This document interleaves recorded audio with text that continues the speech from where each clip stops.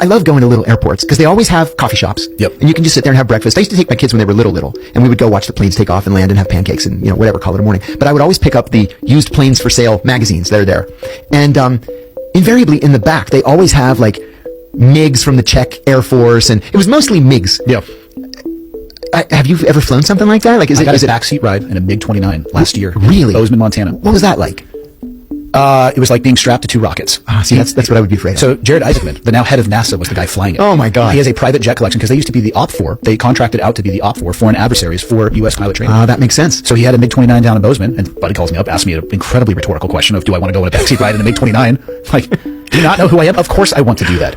I tell you what, I can tie this into you with something that I think is one of the largest threats to national security. Small private airports.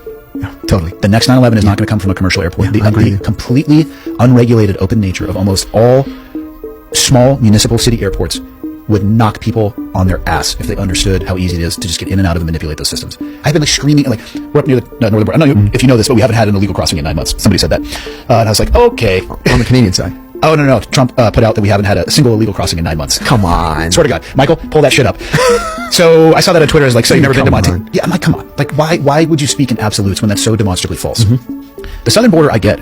What I can't get people to pay attention to is, say that his administration achieved 9 consecutive months with zero. Mind you, ZERO. Has he never been to Texas? I don't understand how any of this stuff makes it out into the world of fact-checking, but the velocity seems to be increasing. But I have done so many conversations now on change agents about the northern influence and, precursor chemicals going to the port of Vancouver as opposed to places in Mexico and porous borders. I was with my buddy John Norris, who was a game warden in California and started an anti-marijuana task force there, who now lives 60 miles to the east. And we got in a helicopter and we flew up to the northern border just to get it on video and show it's just mowed grass. And if I was any level of sophisticated individual, first off, the ability to get into Canada on passports is way easier than it is in the US. I would 100% go that route. Get rid of that stuff, walk across that's what concerns me more. And nobody's paying attention to it, that I can tell, at least. It's a huge, huge liability for this country. So I think you're 100% right.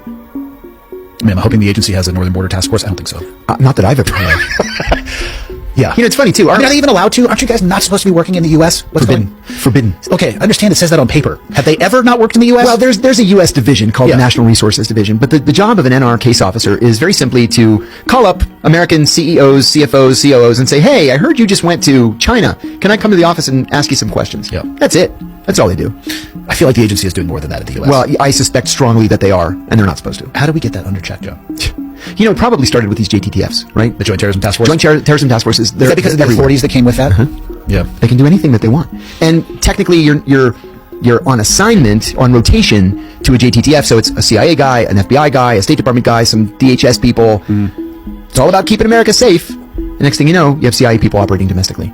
And how do you unwind that once that starts? Only through robust congressional oversight, which is not happening. I feel like the agency itself would rebel against that or do everything they could, especially if you have the ability to say national security. Like, agreed, done.